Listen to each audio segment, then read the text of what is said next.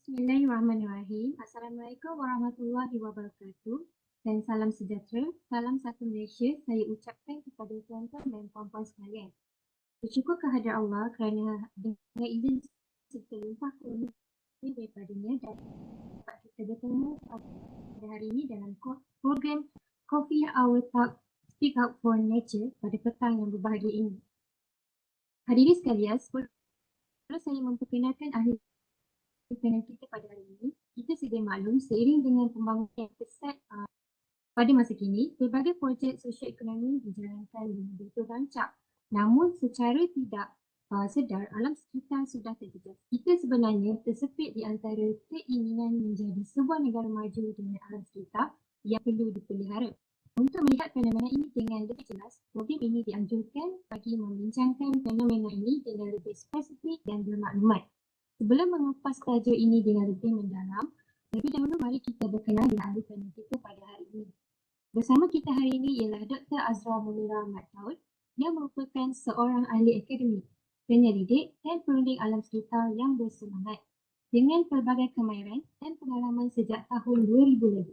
Beliau juga seorang senior lecturer dari Faculty of Civil and Environmental Engineering. Beliau juga seorang senior lecturer daripada Faculty of Civil and Environmental Engineering daripada UTHM. Kepakaran utama beliau dalam kimia air, pencemaran air dan tanah, kimia alam sekitar dan kajian kualiti udara. Selamat datang saya ucapkan kepada Dr. Azra Munira. Baiklah, semua yang berlaku pasti ada punca atau faktornya. Begitu juga dengan fenomena ini. Setakat pengetahuan saya, pencemaran alam sekitar menjadi tidak asing lagi di Malaysia, terutamanya pencemaran sungai. Setakat pengetahuan saya, seiring dengan pembangunan di Malaysia, menjadi faktor pencemaran sungai ini berlaku seperti kewujudan banyak-banyak kilang-kilang perindustrian.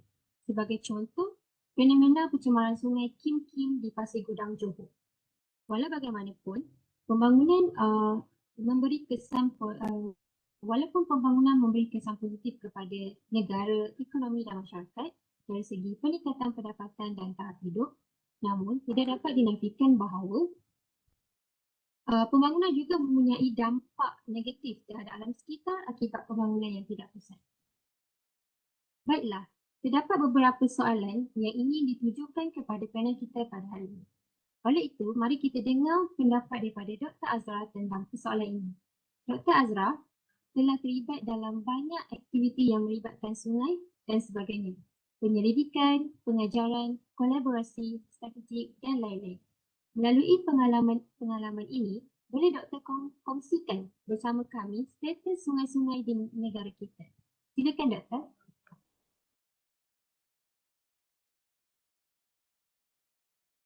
Okay, Assalamualaikum warahmatullahi wabarakatuh. Boleh dengar suara saya? Jelas? Boleh Doktor. Okay. So pertama sekali saya nak ucapkan terima kasih atas jemputan ini.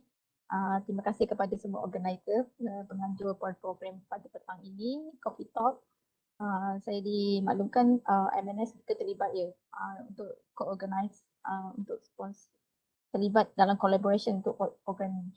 So saya ucapkan terima kasih kepada semua pihak yang terlibat lah. Dan saya rasa sangat bersyukur dilibatkan sama dalam program ini untuk sama-sama berkongsi tentang kepentingan sungai dan juga macam mana ceritanya, kaedahnya sungai di Malaysia ni.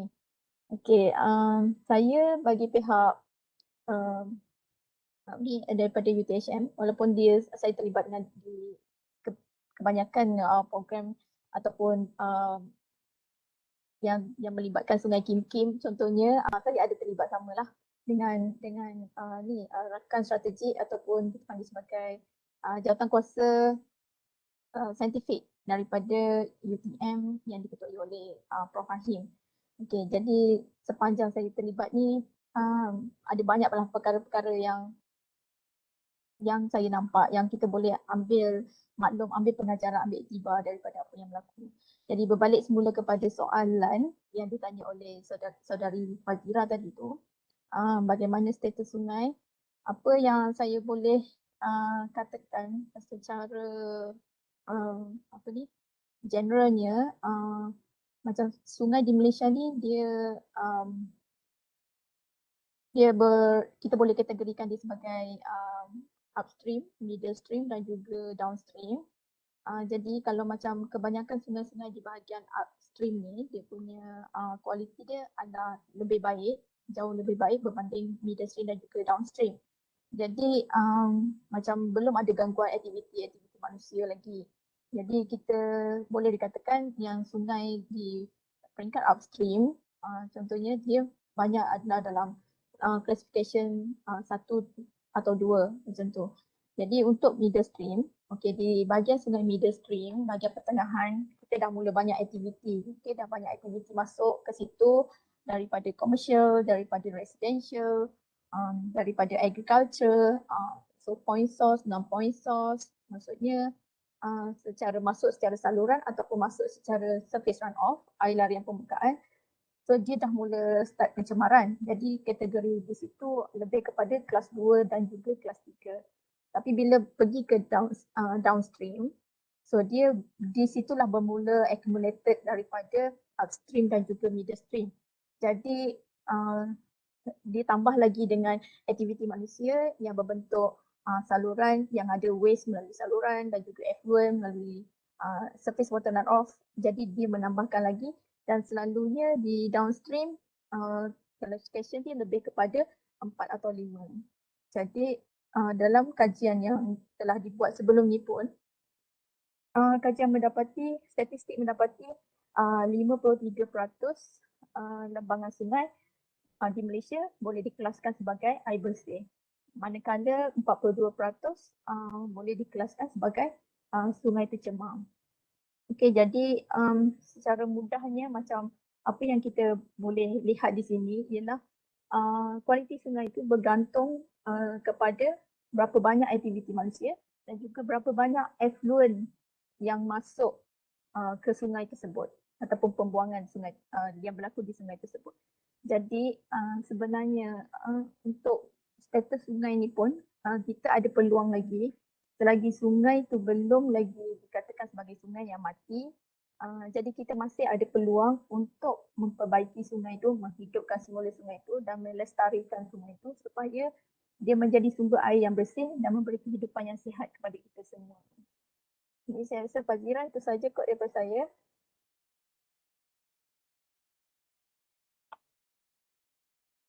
Terima kasih Dr. Azra atas perkongsian sebentar tadi berkenaan dengan status sungai-sungai di Malaysia. Seterusnya, saya ingin beralih kepada soalan kedua, iaitu dalam fenomena pencemaran sungai ini, siapakah yang harus bertanggungjawab? Silakan Dr.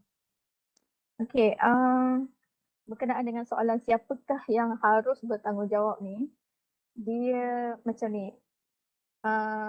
Sungai ni dia adalah kepunyaan ataupun dia adalah kongsi untuk kita, dia adalah satu nikmat, satu rahmat untuk kita sama-sama kongsikan di muka bumi ini. Jadi disebabkan dia adalah menjadi sumber air kepada kita, dia menjadi tadahan air hujan kepada kita dan memberi kehidupan kepada seluruh alam, maksudnya hidupan tak kira lah manusia, haiwan atau tumbuh-tumbuhan. Jadi kita semua pula sentiasa melakukan aktiviti. Contohnya aktiviti yang melibatkan sungai, aktiviti rekreasi, aktiviti agriculture ataupun perikanan. Lepas tu aktiviti perusahaan-perusahaan dan industri ikan sangkar contohnya. Kita ada juga sekarang dredging ataupun sand mining, perhubungan pasir juga dibuat di sungai. Dan kita ada lagi sumber. Contohnya kita terpaksa membuang waste, kita buang waste juga ke sungai dan walaupun macam mana pun waste yang kita keluarkan atau hasilkan untuk ke sungai, sebelum ke sungai itu kita perlu rawat dulu. Okay, kita perlu rawat dulu sehingga dia melepasi satu standard untuk kita dibenarkan melepaskan sisa tersebut ke sungai. Jadi pematuhan kepada standard ni sangat-sangat penting untuk kita pastikan keselamatan air sungai. Okay, keselamatan, water security dan juga safety. Okey, disebabkan kualiti air sungai itu ditentukan oleh apa yang memasuki air sungai itu, badan sungai tersebut. Jadi maka sesiapa sahaja, mana-mana pihak sahaja yang mengeluarkan sisa ataupun yang menggunakan perairan sungai contohnya untuk ada bertanggungjawab untuk bersama-sama menjaga kebersihan sungai. Itu bukan bermaksud kita yang melihat tak perlu menjaga sungai. Kita melihat perlu menjaga sungai, tapi terutamanya kepada sesiapa sahaja yang menghasilkan waste untuk masuk ke sungai. Okey, sebab kita tahu walaupun kita ada rawatan seterusnya, rawatan air sebelum intake contohnya, pada tempat intake kita ambil air untuk disalurkan kepada loji rawatan air. Tapi sebelum tu kita perlu tahu juga yang standard yang kita perlu patuhi. Jadi jika kita tidak mematuhi standard, maksudnya kita tanpa rasa tanggungjawab melepaskan sisa masuk ke sungai dan membahayakan kehidupan sungai tersebut dan mengurangkan ataupun menjejaskan kualiti air sungai tersebut. Jadi nak kata dari segi tanggungjawab ni bukanlah tanggungjawab individu sahaja. Dia adalah tanggungjawab kepada institusi, dia tanggungjawab kepada industri juga, bukan sahaja terletak di Jabatan Alam Sekitar, bukan sahaja terletak di Jabatan Pengeran dan Saliran JPS. Masalahnya dia menjadi tanggungjawab bersama. Okey. Jadi sebelum kita pastikan waste kita masuk, kita mesti patuhi standard dan juga kita mesti tahu yang bahawa kehidupan sungai ataupun kebersihan sungai itu bergantung kepada berapa banyak bahan cemar dalam tu. Okey, so kita perlukan sedikit knowledge lah untuk kita sama-sama mula rasa tanggungjawab dan mula mengambil tindakan seterusnya. Okey, jadi buangan yang tidak sepatutnya dibuang di sungai, kita tak perlu buang di sungai. Kita jangan jadikan sungai itu sebagai tempat buang sampah, tempat pelumputan sampah, tempat waste dumping area. Bukan, sebab kita juga sebab kita tahu yang air sungai itu boleh berubah dengan kadar atau pelepasan ataupun pembuangan sisa atau sampah. Jadi that's why kita kena elakkan daripada buat macam tu. Jadi siapa yang bertanggungjawab sekali lagi ialah sama-sama. Soalan tanggungjawab sama-sama. Bukan individu, setiap individu, malah organisasi, malah industri juga. Jadi apa yang berlaku pada masa hari ini, sekarang ni, apa yang kita lihat adalah kurangnya rasa tanggungjawab tu. Jadi sekarang ni saya puji program yang seperti ini. Bagaimana kita boleh berkongsi maklumat, berkongsi pengetahuan dan juga kita tingkatkan kesedaran untuk menjaga alam kita supaya kita lebih rasa bertanggungjawab. Memandangkan tanggungjawab ini pergi kepada semua orang. Okey, jadi itulah tambah-tambah lagi kita sebagai khalifah ataupun kita sebagai manusia di muka bumi ini. Okey. Okay, Fazira.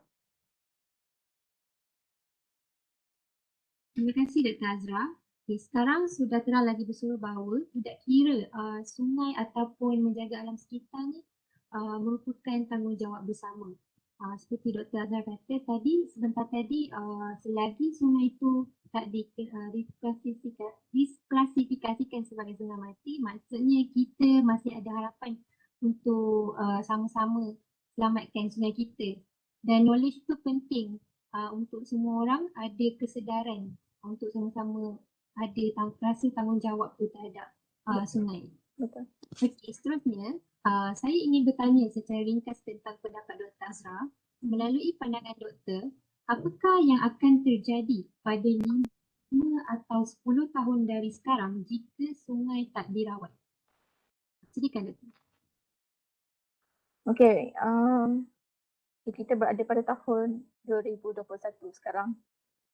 Maksudnya back to 10 years, back to 20 years ago, back to 30 years ago, 50, even 100 years ago, people already start talking about environment, taking care environment, also keep our river sustain. Okay, jadi kita bermula dari sini. Kita bukan bermula sebenarnya, kita meneruskan usaha yang telah lalu. Jadi sekarang ni untuk yang melibatkan 5 hingga 10 tahun, jika kita tengok keadaan sungai kita pada hari ini, um, ada banyak sangat apa orang kata cerita, ada banyak sangat kisah, ada banyak sangat pencemaran yang telah berlaku di sungai tanpa rasa bersalah. Malah membuang sisa bahaya, sisa buangan kepada sungai. Jadi jika kita tak apa orang kata dia adalah terlalu sukarlah untuk kita dapatkan sumber air bersih sebab kita tahu kita perlukan sumber air bersih untuk hidup. Dan jika air itu tidak bersih, kita perlu rawat air tersebut untuk menjadikan dia air bersih. Jadi proses rawatan tu again memerlukan kos yang tinggi.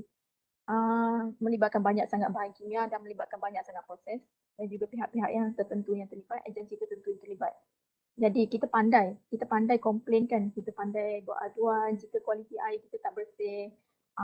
Kita terpaksa air terpaksa dicatu sebab memerlukan proses rawatan yang terlalu lama ataupun terpaksa memberhentikan proses rawatan air, pengambilan air di sungai disebabkan oleh pencemaran-pencemaran tertentu. Contohnya aluminium ammonia leak, contohnya apa lagi silver plating ataupun apa lagi high concentration of what mungkin bau yang bau yang terlampau kuat, jadi terpaksa stopkan pengambilan air di sungai dan kita start merasa oh kita dah tak ada air macam tu. Dan again kita blessed with a lot of abundance of rainfall setiap tahun. Kita bukan berada di negeri-negeri yang apa orang kata yang terlalu struggle untuk mengumpul air hujan. Kita tak berada di situ. Kita dilimpahi rahmat dengan air hujan yang banyak setiap tahun, and that's why sungai kita mampu untuk replenish, untuk recover, untuk membuat dilution kepada semua kotoran-kotoran tersebut. That's why, okay. So kita dapati air sungai kita tidak terlalu tercemar sebab berlaku proses dilution tersebut. Tapi sebenarnya terlalu banyak sungai itu telah menanggung contamination dan juga bahan cemar yang masuk dalam sungai tersebut. So kalau kita kata itu ialah untuk manusia, sumber air bersih, macam mana pula dengan haiwan dan juga tumbuh-tumbuhan? Mereka juga perlukan air bersih, mereka juga perlukan air yang beroksigen.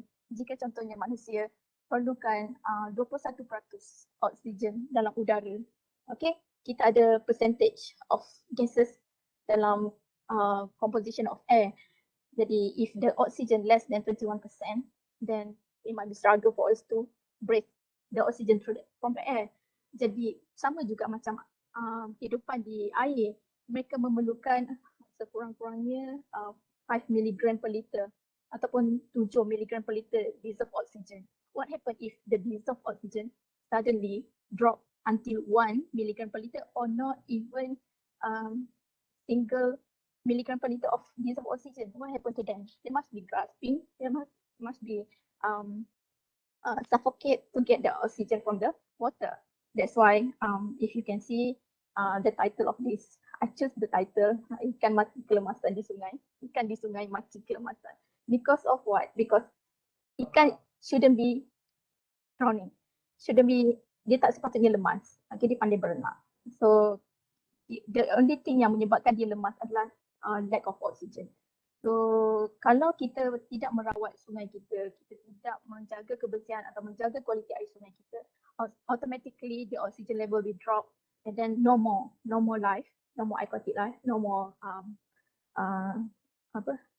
fishes or any other aquatic life. Dah tak ada lagi tumbuh-tumbuhan di sekitar. Okay, it's actually kalau kita nak tahu macam mana kualiti air sungai itu, ada banyak indikator-indikator yang boleh ditunjukkan oleh tumbuh-tumbuhan dan juga binatang. Bila kita air sungai itu bertukar pH dia, so kita boleh nampak ada certain tumbuh-tumbuhan yang boleh sustain dalam air yang berasid. Contohnya softrush, okay, softrush dan tumbuh-tumbuhan yang seumpama dengannya, water plant, yang bila kita nampak ada softrush di situ ataupun kita panggil rumput jarum, dia adalah sesuai untuk hidup dalam air yang sedikit berasid dan mempunyai heavy metal. Jadi jika kita nampak softrush di situ, maksudnya keadaan air di situ adalah telah berasid dan juga telah mengandungi heavy metal sebab dia menjadi makanan kepada tumbuh-tumbuhan tersebut untuk survive. Dan contoh lain, jika air tu berubah dia punya kadar oksigen terlarut, maksudnya kita hanya boleh nampak spesies ikan tertentu sahaja yang boleh tinggal di air tersebut. Okay? Same goes to brackish, saline water and also fresh water. So semua hidupan-hidupan ni, saya selalu terangkan pada pelajar saya, hidupan ni dia tak boleh cross boundary. Okay? Dia hidup di saline water, dia tak akan hidup di brackish water. Yang hidup di brackish water takkan hidup di fresh water. Yang hidup di fresh water takkan boleh hidup di saline water. So same goes to the oxygen level. Kalau oksigen level tinggi, kita boleh tengok, boleh nampak pelbagai jenis ikan hidup di sungai tersebut. Jika sungai tersebut hanya membenarkan ikan tilapia dan juga ikan keli contohnya untuk hidup di situ, bermaksud oksigen level dalam sungai itu juga telah berkurangan. Yang hanya mampu dihidup, mampu dihadapi oleh ikan yang mampu bertahan dalam kandungan oksigen yang rendah. Okey. Jadi sekarang ni bila tahap oksigen tu, jadi kita sendiri boleh lihat, tak ada masalah. Kita tengok macam mana hidupan-hidupan tu boleh bertukar. Jadi jika kita tengok nombor ikan yang special, sebelum ni you nampak ikan yang apa yang special bagi you di sungai. Contohnya ikan yang memerlukan oksigen yang tinggi, dia tidak lagi berada di situ. Itu bermaksud dia tidak sesuai lagi berada di situ sebab dia gasping, dia tak cukup oksigen, so dia tak akan tinggal di situ. Sama juga dengan organism lain, invertebrate, kita sama juga dengan lava, sama juga dengan cacing, worms, sama juga dengan clams, untuk kerang-kerang. So dia semua, hidupan-hidupan ni semuanya memerlukan boundaries, okay? Memerlukan certain quality of water untuk membenarkan dia hidup di situ. Jadi kalau kita hanya nampak siput dan juga pacat, so what happened to the water? Maksudnya kualiti air telah berkurang. Instead of kita nampak banyak lagi hidupan-hidupan lain, kita nampak hanya 2 tu saja. Okay, contohnya lagi pepatung. Pepatung kalau you boleh bezakan, atau dragonfly, you boleh bezakan sayap dia, yang mana sayap dia colourful, bermaksud persekitaran air yang tempat dia tinggal tu adalah bersih, kualiti yang baik. Jika pepatung tu hanya mengeluarkan warna gelap, warna kelabu, warna hitam, satu warna je, maksudnya dia berada di persekitaran air yang kurang baik. So again dia menarik jika kita tahu dan jika kita boleh mengubah keadaan tu. Kita boleh mengubah, maksudnya once kualiti air dah berubah, hidupan-hidupan yang sesuai dengan air tu akan datang sendiri. So that's why saya kata tadi bila sungai tu mati, sebelum sungai tu mati kita mampu untuk hidupkan, mampu menukar kelas dia, meningkatkan kualiti dia dan kita mampu memberi kehidupan semula kepada air tu. Jadi untuk menjawab soalan yang 5 hingga 10 tahun tu, dia sangat-sangat bergantung kepada macam mana kita merawat air sungai tu sekarang.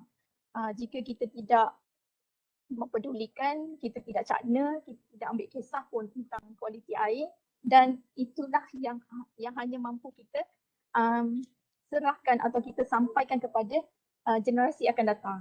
Okay, dia tak akan berubah. So dia terletak pada kita sekarang. Kalau kita mampu untuk elak, kita kekalkan elemen H2 dan H2O dalam air tu, maksudnya kita mampu menyerahkan river water yang bersih kepada next generation. Kalau tak, kita takkan mampu untuk kekalkan. Because of what? Because of whatever is gone. Sometimes you cannot get back. Okay, so kita sepatutnya appreciate dengan apa yang kita ada. Macam contohnya, we never know, like if next year or coming years we don't have get no more rain, okay, no more heavy rainfall contohnya, sebab dia suhu dah bertukar, dah berubah, and then kita dah tak dapat hujan yang banyak. So what happen? So selama ni kita sangat bergantung kepada hujan, tapi tiba-tiba tak ada hujan. So kita mesti amalkan cara hidup dengan tidak mengotorkan sungai dan tidak mengotorkan alam sekitar. So that's how we can treat the water. It's not only like rawatan tu perlu masuk ke loji dan that is the process of treatment, water treatment. Tak semestinya. Dia boleh berlaku Jika kita lihat dekat sungai-sungai yang ada meletakkan batu-batuan, itu adalah struktur dam tau. Itu adalah struktur dam yang boleh menyebabkan air itu bergerak, melompat dan dia dapat memasukkan lebih banyak oksigen dalam air itu. Okey, itu ialah secara semula jadi. Jadi kita boleh bantu banyakkan oksigen. Bila banyaknya oksigen, bau pun akan berkurang, warna air makin cantik, hidupan makin sihat dan banyak benda lagi boleh berlaku. So, untuk memastikan 5 hingga 10 tahun, malah bukan sehingga 10 tahun saja, malah berpuluh-puluh tahun, beratus-ratus tahun jika kita perlu, kita ingin untuk sampaikan yang terbaik untuk generasi kita akan datang, kita jaga dari sekarang. Okey, kalau tak nanti kita takkan susahlah untuk kita dapat sumber air bersih dan mungkin hidup akan pupus. Okey, saudari Fazira. Terima kasih Doktor. Okey, begitu hebat pendapat yang diutarakan oleh Doktor tadi. Diharapkan ini dapat dijadikan pegangan dan panduan oleh diri sekalian dan masyarakat bahawa sumber kehidupan sebagai bekalan air untuk manusia dan sumber kehidupan tumbuhan dan juga kehidupan air. Perubahan yang berlaku dekat dalam air sama ada dari segi kualiti, rasa dan bau yang mempengaruhi fungsi air sebagai sumber kehidupan. Jadi setakat pengetahuan saya, pembangunan tak berhenti dan sentiasa berjalan. Jadi apa yang menarik di sini yang saya dapat ialah berkenaan dengan kita boleh dapat tahu kualiti air sungai itu melalui tumbuh-tumbuhan dan kehidupan akuatik kat dalam sungai itu sendiri. Jadi untuk apa yang akan jadi pada 5 atau 10 tahun akan datang bergantung kepada persediaan kita pada masa sekarang lah kan betul. Ya, betul. Okay. Setelah itu, seterusnya saya ingin menanyakan persoalan seterusnya kepada Dr. Azra. Doktor pernah terlibat dengan satu peristiwa yang menggemparkan negara, iaitu pencemaran Sungai King. Jadi, apa pengajaran paling besar daripada peristiwa tersebut? Silakan Doktor. Okay, terima kasih saudari Fazira for the question. Okay, berkenaan dengan Sungai Kim, saya terlibat daripada yang masa yang mula-mula lah berlaku, bukan yang tragedi Mawar. Tragedi Mawar saya terlibat juga, tapi itu yang kedua kan, yang pertama. Jadi yang pertama tu, masa tu kami tak dapat pergi ke ground zero sebab terlalu kuat. Saya punya experience, saya masuk ke tol, saya sampai di tol Skudai, saya dah rasa pahit lah. Saliva, air dalam mulut dah rasa pahit. Sebab dia, okay, Kim ni saya introduce sikit lah pasal Kim. Kim ni dia special tau, dia unik. Sebab apa saya kata dia unik? Sebab pencemaran tu, sumber pencemaran tu bermula di sungai, di air. Dibuang di perairan sungai. Okay? Dan apabila bahan kimia tu telah dibuang di sungai, dia boleh berbaur, bercampur dan react dan dia boleh vaporize ke udara. Okay? So that's how dia melibatkan dua pencemaran kat situ, pencemaran air dan juga pencemaran udara. In fact, sedimentation juga bila ambil sampel pun ada juga bahan kimia. So sedimentation ni ialah lapisan tanah di bawah dasar sungai tu. Jadi sebenarnya dia melibatkan 3 pencemaran sekali lah. Pencemaran air, udara dan juga tanah. Okay, so dia sebab tu saya katakan Sungai Kim ni special. So dia terlalu banyak. If you learn about environmental chemistry, water chemistry, water science, environmental science, if you learn about everything, you must combine, you must integrate all your knowledge, termasuk yang tentang water contamination tadi. You terpaksa gunakan pengetahuan you tentang air pollution untuk you tackle dan juga you kena faham tentang how the soil can get contaminated untuk sedimentation yang dah tercontaminated tu lah. Jadi dia sangat special, okay? Dia berpunca daripada air dan dia merebak ke udara dan juga tanah. So okay, instead of you are learning in the classroom with your lecture, everything, with your textbook, reference book, it's time for you to focus and then apply your knowledge into the real situation, into the real case of Sungai Kim Kim. So it's quite challenging, okay? So we need the baseline data and everything. And then we need to collect current data, and also we need to collect all the samples from the sediment, from the water, and also from the air untuk kita tahu, untuk kita trace semula apakah bahan yang terkandung dalam tanah, air dan juga udara. Okey, disebabkan kita tidak tahu apakah sumber atau apakah punca bahan kimia tersebut dan kita terpaksa trace semula. It's like forensic, environmental forensic. Jadi dia melibatkan dia melibatkan bila dia pergi kepada udara, macam sebelum ni saya cakap manusia memerlukan 21% oksigen dalam udara. So what happen if another gases takes place in the air? Okay. Saya berada di pejabat, jadi mind if would you mind if there's some noise here? So bila udara tadi dalam air tadi dia dah bercampur, dia akan react dan dia vaporize nuansa ke dalam udara. So bila some of the chemicals, some of the gases that shouldn't be in the air already takes place, okay, and it becomes, and the percentage of the air composition of air tu dia dah berubah. Jadi kita tidak lagi mendapat 21% oksigen dalam udara. Jadi dia akan menyebabkan kita terpaksa breathe in a lot of gases but not oxygen. Tapi bila bahan kimia ataupun gases tadi tu yang masuk ke dalam badan manusia dan badan kita tak perlukan benda tu, then it comes toxic, okay? Dan dia membahayakan kita dan dia juga akan menjadikan benda tu bertoksik. Jadi bila bertoksik, badan kita try to react, and then that's why dia bagi simptom. Kita rasa pening, loya, nak muntah, sakit perut, okay, semua tu rasa tu ada. And then kita dah tak sampai oksigen ke organ-organ tertentu, contohnya sebab kita dah breathe in, tak cukup oksigen, lack of oksigen. So again, same goes to the fish. Ingat tak kes ikan kat sungai tadi, dia pun tak cukup oksigen dan dia pun boleh mati. So then now in this Kim applies to human, okay? Apply to human being. So kita dah mula merasa, that's why saya rasa pahit. Saya rasa pahit sebab dalam udara yang saya ambil masa tu dah bukan lagi percentage of composition of air yang normal. Dia dah bercampur-campur dengan gases yang lain. So saya rasa benda tu luar biasa lah, macam pelik lah, strange daripada biasa.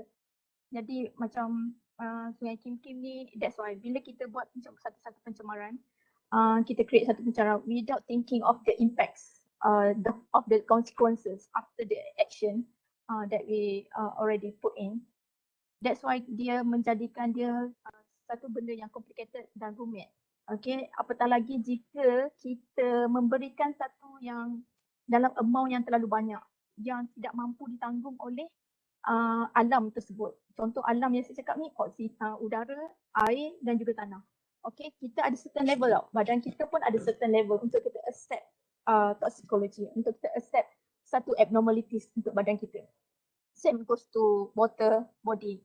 Okay, kalau kita bagi dia sesuatu yang dia tak boleh, kita bagi sesuatu pada alam sekitar yang tak boleh lagi diterima oleh alam tersebut, oleh badan tersebut, dia akan react and also dia akan return balik pada kita.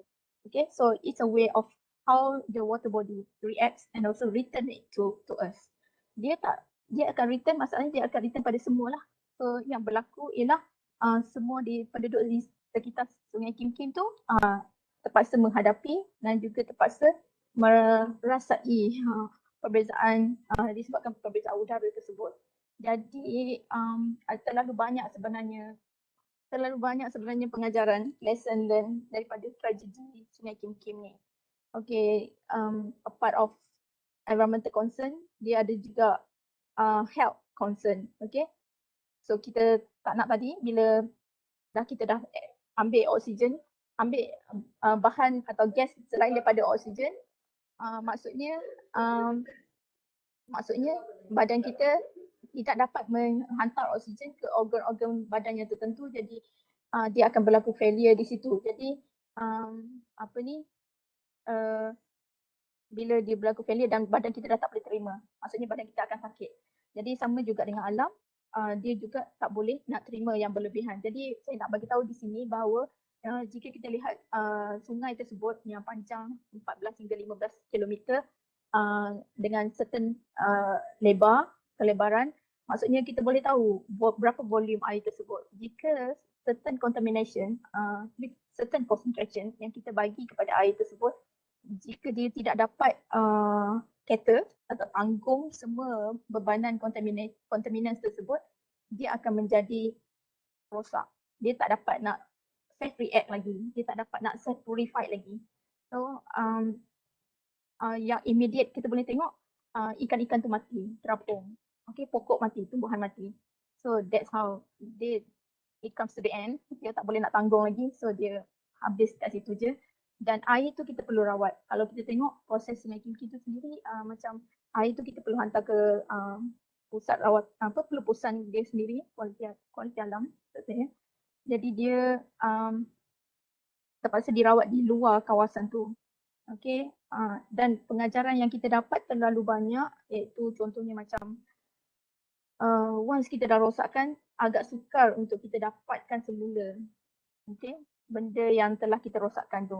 Dalam kes ni ialah air sungai.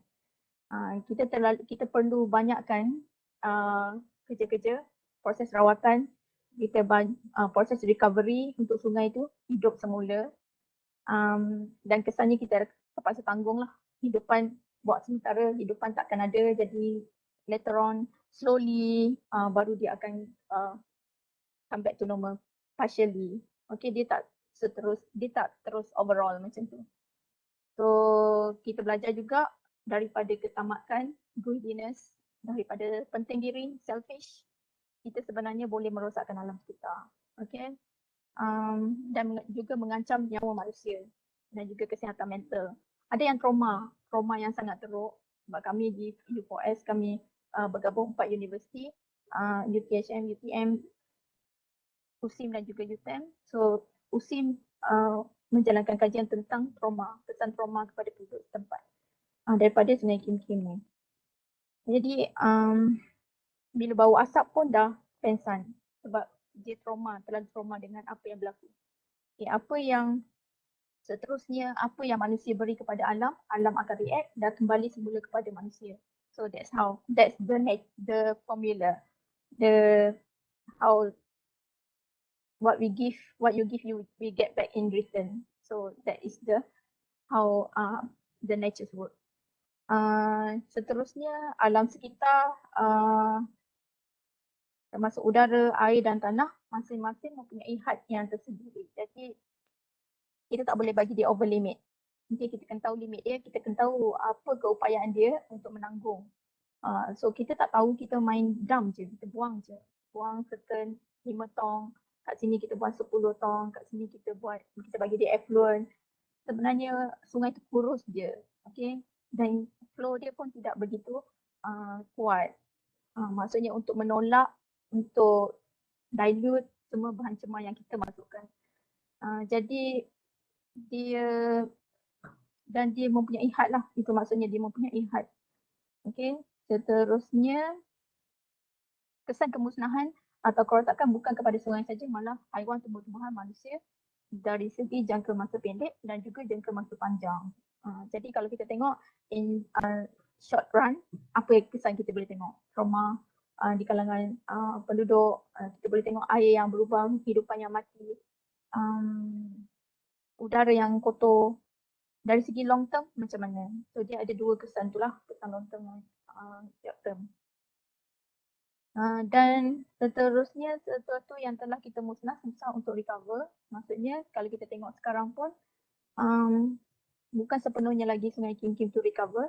Dan dalam proses pemulihan Sungai Kim tu sendiri masih berlaku lagi pembuangan sisa. Okay. Jadi we are struggling there actually. That is realistic.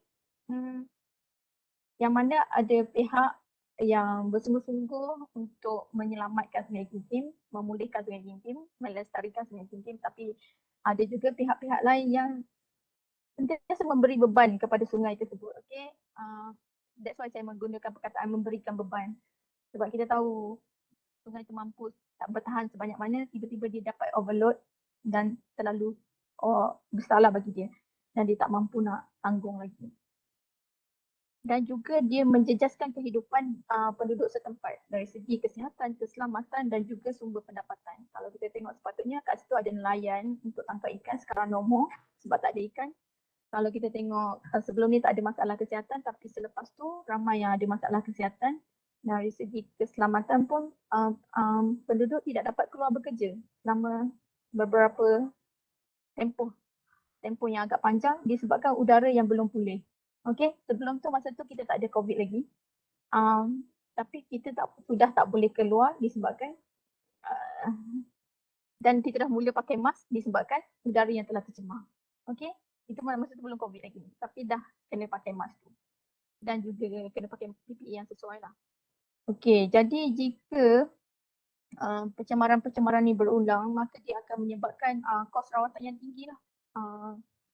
Cabaran-cabarannya kepada badan-badan atau agensi yang terlibat untuk menyelamatkan sungai ini, contohnya JPS dan juga JAS. JPS memantau dari segi pengurusan sungai tersebut dan juga JAS memantau dari segi kualiti air sungai tersebut. Jadi kedua-duanya memerlukan kos yang tinggi untuk menyelamatkan dan memastikan kelestarian Sungai Kintim. Jadi saya harap sedikit sebanyak dapat grab lah apa benda pengajaran yang besar daripada peristiwa Sungai Kintim ni lah yang berlaku di Sungai Kintim. Kita tak mahu perkara yang sama berulang di sungai-sungai lain. Okay, walaupun kita tahu di beberapa tempat di Malaysia ni ada sungai yang keadaannya yang agak apa ni membimbangkan dan sometimes dia berlaku secara tiba-tiba macam tu. Dan kalau kita nak tengok simple analoginya adalah apabila bermula PKP di negara kita, apa telah berlaku kepada kualiti sungai di negara kita.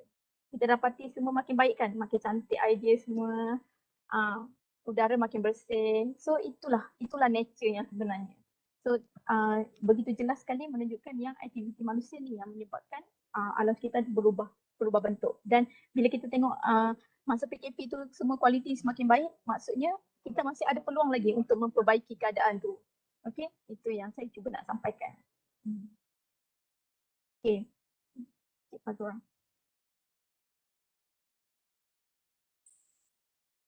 Terima kasih Dr. Azra atas perkongsian pengalaman dan pengajaran yang telah dilalui. Okey, seterusnya saya ingin menanyakan tentang persoalan. Ada cara mudah tak doktor nak tahu kualiti air di tasik atau sungai elok atau tidak melalui mata kasar? Itu yang macam tadi yang saya sebutkan tadi tu kan. Okay, ni soalan daripada audience ya. Ya, betul. Okay, so saya cuba jawab dengan ni secara ringkas. Macam yang tadi tu saya ada sentuh tadi beberapa indikator kan, beberapa petunjuk daripada hidupan di sekitar air, badan air tersebut, adalah tasik atau sungai atau parit atau sebagainya. Itu adalah petunjuk kepada dia ada beberapa parameter lah kalau kita bercakap tentang air, parameter fizikal, kimia dan juga biologi. Okay, so bila secara fizikal kita boleh nampak air tu keruh atau tak kan, kita boleh nampak how the turbidity of the water. So kalau kita biasa lihat air di upstream, okay, saya bagi contoh upstream lah, saya bagi contoh air terjun lah, senang untuk awak faham. Air terjun senang untuk semua orang faham. Air terjun contohnya suhu dia sangat sejuk, okay, dan jernih. Dia dapat rasakan air itu sangat jernih, sejuk. Okay, itu adalah analogi atau simple indication of good water quality. Sebab apa saya sebut suhu air itu sejuk? Sebab kita ada graf yang bila kita bercakap tentang dissolve oksigen ni dia berkadar terus dengan suhu. Okay, salah satu petunjuk yang menunjukkan air itu banyak dissolve oksigen atau tak ialah suhu air tersebut. Jika air tersebut suam, dalam keadaan suam tentunya, maksudnya suhu telah meningkat. Okey, suhu telah meningkat dan secara tidak langsung dissolve oksigen atau oksigen terlarut juga telah berkurang sebenarnya dalam air itu. Okey, dan apatah lagi kalau air itu telah bersifat panas. Maksudnya terlalu kurang lah. Dan ada kemungkinan untuk berlaku reaction bahan kimia dalam air tersebut sebab tu dia panas. Okey, maksudnya dengan kata lain oksigen kita telah berkurang. Jadi kalau yang sejuk tadi tu, classification of river dia could be one. Okay, could be one means you boleh ambil dan juga boleh terus minum lah. Kalau di kelas 1, contohnya di naik panjat tempat kawasan rekreasi air terjun, you panjat tempat yang paling atas sekali. So kat situ you boleh dapat class 1 punya water. So kat situ pun you boleh jumpa ikan yang cantik-cantik. Contohnya kalau you pergi dekat Gunung Ledang, you boleh jumpa ikan gapi semua. So ikan gapi tu perlukan oksigen, level of oksigen yang tinggi. That's why kalau air tu sangat segar, sangat bersih, sangat sejuk, maksudnya dissolve oksigen tinggi, so ikan gapi boleh hidup kat situ. So very nice. Tumbuh-tumbuhan dia pun cantik, hijau yang kecil-kecil kan. Yang cantik-cantik. Dia bukan bersifat lalang, dia bukan bersifat rumput. Okay. So itu ialah dari segi fizikal. You boleh nampak daripada turbidity dia, daripada suhu dia. Okay. Kalau dari segi chemical pula, pH. Contohnya pH. Tadi saya bagi contoh soft kan. Ada beberapa jenis lah. Soft punya species family. Jankus apiaceus. Nama saintifik dia. Dan juga spesies-spesies pokok yang water plant yang kita tengok dekat parit-parit kita semua tu, itu sebab especially di Johor, sebab kawasan sekitar situ telah berasid dan juga ada heavy metal. Jadi kita tahu yang itu ialah tempat-tempat yang pokok-pokok tu wujud, bermaksud itu adalah heavy metal yang tinggi dan juga berasid. Jadi kalau you bawa alat pun untuk pergi check ataupun kertas litmus dan sebagainya, you akan dapati kat situ ialah berasid. Okay. So itu dari segi pH dia. Kalau dari segi oksigen tadi, you boleh tengok jenis-jenis hidupan ikan kat situ. Ikan, kerang. So untuk kawasan-kawasan yang kurang oksigen, hanya tilapia, ikan keli, kerang, siput, kalau you cakap siput gondang ke apa tu, cacing, pacat, tu semua kategori binatang yang memerlukan oksigen yang rendah. So you boleh tahu kawasan tu, kalau you masuk pun you akan kelemasan lah. Tak cukup oksigen untuk bernafas dalam air tu. Okay? Senang cakap lumpur ataupun air yang berlumpur ataupun muddy water. So kalau kita disuruh masuk dalam muddy water pun kita tak nak. Sebab kita dapat gambarkan yang itu ialah kurang oksigen. Dan juga high turbidity. You masuk pun you tak boleh buka mata, tak boleh telan air tu semua kan. Jadi secara tak langsung sekarang you dah boleh tahu yang itu ialah bentuk fizikal, kekeruhan apa semua. Bau pun you boleh tahu. Bila bau, dia melibatkan bau, dia sedikit gases lah. Gassy maksudnya air tu. Kalau dia gassy, macam contohnya kita, how we tackle the ammonia in water? By doing aeration. Okay, sebab tu bila kita ada air terjun, kita takkan ada bau. Air tu kita akan dapati air tu tak berbau sebab air terjun. Kita ada tasik yang kita letak fountain, semata-mata kita nak bagi oksigen pada air tersebut. Jadi secara tak langsung kita telah memecahkan struktur ataupun sebatian yang memberi bau kepada air tersebut. Contoh yang saya bagi tadi amonia. Amonia NH3. Bila campur dengan air, bila campur dengan oksigen, maksudnya dia memecahkan nitrogen dan juga hidrogen tersebut. Okay? Dan dia membentuk gases yang dia terbebas kepada udara dan H2O tinggal dalam air. So dia maksudnya dengan rawatan oksigen ataupun aeration, kita boleh menghilangkan bau-bau. Jadi kawasan yang bau ni obviously lah, kalau you kata macam mana nak tahu kualiti air yang tak baik, dia berbau. So obviously lah dia ada elemen tu. Tapi aeration should be okay. Kalau you buat fountain kat situ, dia patut boleh menyelesaikan. Okay, bercakap tentang oksigen ni, dalam air dia ada permintaan oksigen, okay. So kenapa kita tak boleh buang sebarang-sebarang dalam air? Sebab dia akan memberi kesan kepada nilai biological oxygen demand dan juga chemical oxygen demand. Biological oxygen demand ni ialah kesan perebutan oksigen tu daripada tumbuh-tumbuhan dan juga haiwan, daripada benda hidup, daripada organik. Okey, yang chemical oxygen lima ni ialah perebutan oksigen daripada bahan-bahan yang bukan organik. Jadi yang selalu kita buang dalam air sungai ialah bangkai pun ada orang buang kan, ada orang buang. Perebutan tumbuh-tumbuhan pun ada berlaku. So itu ialah biological oxygen demand. Kalau ada tumbuhan-tumbuhan dalam air pun biological oxygen demand. Tapi untuk chemical oxygen demand ni dia bukan organik. So apa saja yang kita kena buang dalam air tu kita kena tahu apa yang menyebabkan dia minta oksigen lebih daripada air tu. Maksudnya contohnya kita buang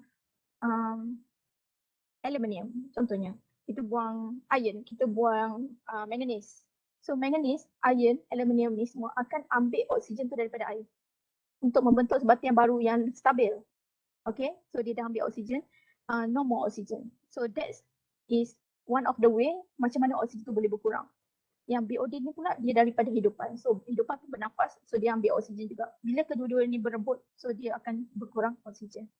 Jadi that's why dia ada pecahan kepada apa hidupan yang boleh hidup, apa hidupan yang tak boleh hidup tadi, sebab dia lacking of oxygen disebabkan oleh dua faktor ni. Jadi maksudnya sekarang ni itu dah dari segi kandungan oksigen. Dari segi kandungan kimia, logam tadi you tengok tumbuh-tumbuhan tu, tumbuh-tumbuhan apa yang hidup di situ, dan you boleh tahu apa ialah logam yang berada dalam air tersebut. Dari segi apa lagi, suhu, pH, biological oksigen, biological maksudnya parameter biologi. Actually mikroorganisma ialah parameter biologi lah. Kita selalu ukur dengan apakah jenis mikrob yang ada dalam air. Sebenarnya setiap jenis mikrob ni memerlukan makanan yang berbeza, memerlukan condition dalam air yang berbeza. Contohnya ada sesetengah mikrob yang hanya memerlukan nitrogen untuk bernafas. Jadi hanya mikrob tersebut saja yang berada dalam air tersebut. Tapi kita jaranglah untuk secara pandangan mata kasar kita jaranglah terus pergi kepada mikrob. Maksudnya benda ni perlu bawa ke lab untuk kita tahu, bawa ke makmal. Jadi sekarang ni yang you boleh nampak ialah dari segi tumbuh-tumbuhan dan juga haiwan lah. Okay, untuk paling senang, dan juga dari segi bau. Kalau dari segi rasa yang masam tu impossible lah untuk kita rasa. Tapi actually dari segi bau tu pun dah boleh menunjukkan yang air tu masam ataupun tak masam. Saya harap menjawab soalan tu, Cik Fazira. Terima kasih, Doktor. Yep. Terusnya, Doktor, bagaimana pula sisa dari dapur mampu mencemar sungai? Okay, bila bercakap tentang sisa di dapur ataupun kitchen waste, dia melibatkan satu lagi elemen yang boleh merosakkan sungai. Dia adalah berpunca daripada oil and grease. Okay, semua makanan-makanan kita kebanyakannya bersifat berminyak dan dia boleh mengandungi oil and grease. Dan juga dia adalah sumber makanan yang decompose. Dia adalah makanan yang terurai, yang fermented, yang berlaku penampaian. Jadi dia boleh membawa kepada air tu masam, air tu berbau dan juga air tu akan berminyak. Okay.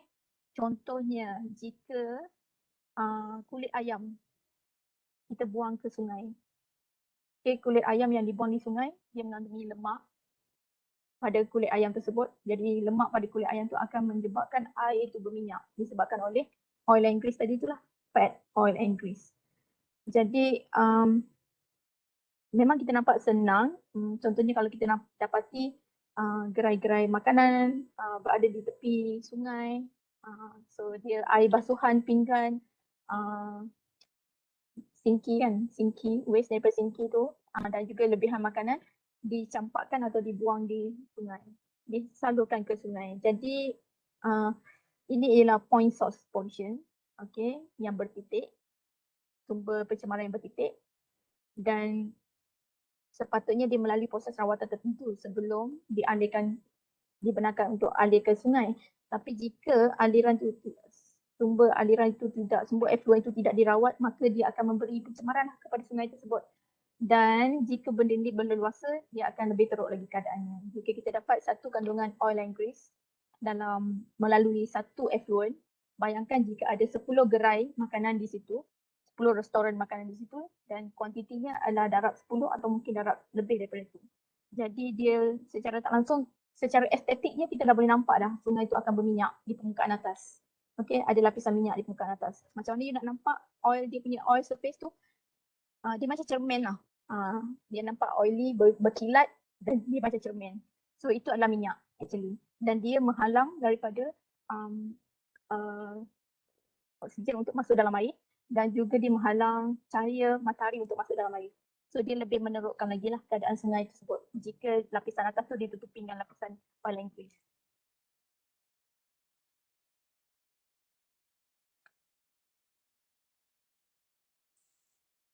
Okay. Terima kasih Dr. Azra kerana memberikan pandangan yang bernas tersebut.